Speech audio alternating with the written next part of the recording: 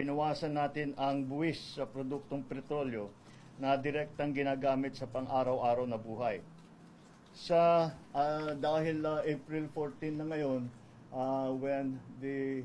April 14 tomorrow, where the authorization, the authority that we asked from Congress begins to apply. Binawasan na natin ang buwis sa produktong petrolyo na direktang ginagamit na pang-araw-araw sa pang-araw-araw na buhay ng ating mga kababayan. So sa ilalim ng kapangyarihan na binigay sa atin ng batas, tinanggal ko na ang excise tax sa LPG at sa kerosene. Ang katumbas nito ay 3 piso at 36, how much is this? 3.36. 3 pesos 36 ang bawas ng kada kilo ng LPG, halos 37 pesos sa isang tangke ang mababawasan ng presyo. At 565 pesos 60 centavos kada litro ng kerosene. Ibig sabihin, mas mababa ang gastos at sa pagluluto at sa araw-araw na pangangailangan ng bawat pamilya. Pangatlo, inaayos na natin ang sistema sa pagpasok ng pagkain sa bansa para mapababa ang presyo, mapabilis at sa ganung paraan mapababa ang presyo. Inutusan ko na ang Department of Agriculture at saka yung Tariff Commission pababain ang taripa sa mga inaangkat na pagkain. Magandang araw po sa ating mga minamahal na kababayan. Meron po akong ibabalita sa inyo.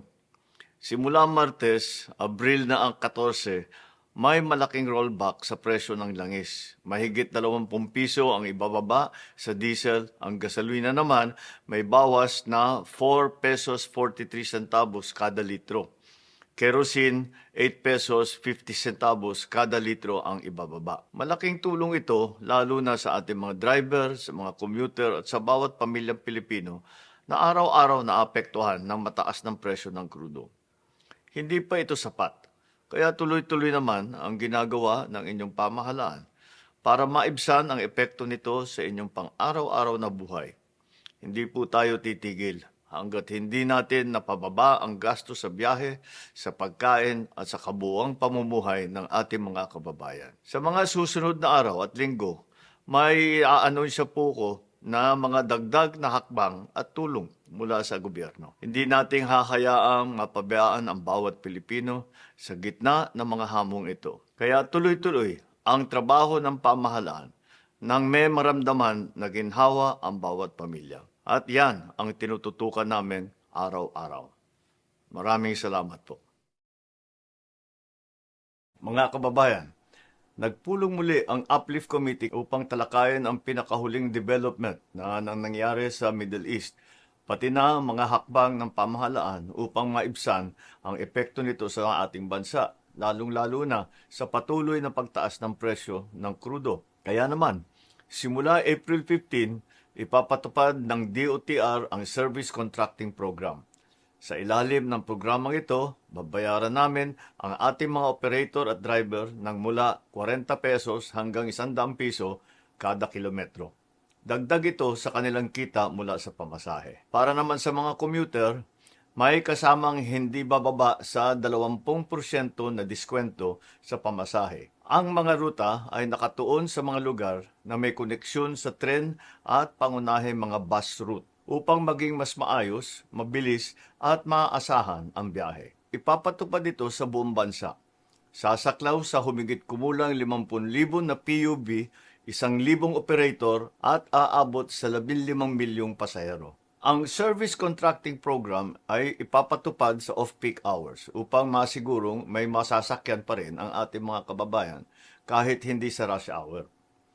Lahat ng sasali ay may GPS monitoring para naman matiyak na aktwal ang biyahe at maayos ang serbisyo. Patuloy ang biyahe, patuloy ang hanap buhay. Hindi pa tayo titigil doon. Magpapatupad tayo ng 10 piso kada litro na bawas para sa public utility vehicle na may maximum na 150 liters kada linggo sa loob ng 3 buwan. Sisimulan muna natin ito sa NCR sa susunod na linggo. Una sa Commonwealth, palalawakin natin ito sa mga susunod na araw sa Quezon Avenue, Espanya, Zapote, A. Bonifacio, Rizal at Marcos Highway hanggang mapalawak natin ito sa buong bansa. Mahalaga ito dahil hindi lang transport cost ang tinutugunan natin. Pinipigilan din natin ang pagtaas ng presyo ng pagkain at iba pang pangunahing bilihin. Ang fuel subsidy ay ipapatupad lamang sa mga lehitimong gasoline station na aprobado at minomonitor ng Department of Energy upang masigurong mapupunta ito sa tama at hindi ito maabuso. Ginagawa natin ito lahat para manatiling maayos ang takbo ng inyong araw-araw na buhay. Ang bawat desisyon na ginagawa natin ay may isang layunin lamang, maprotektahan ang Pilipino. Maraming salamat po.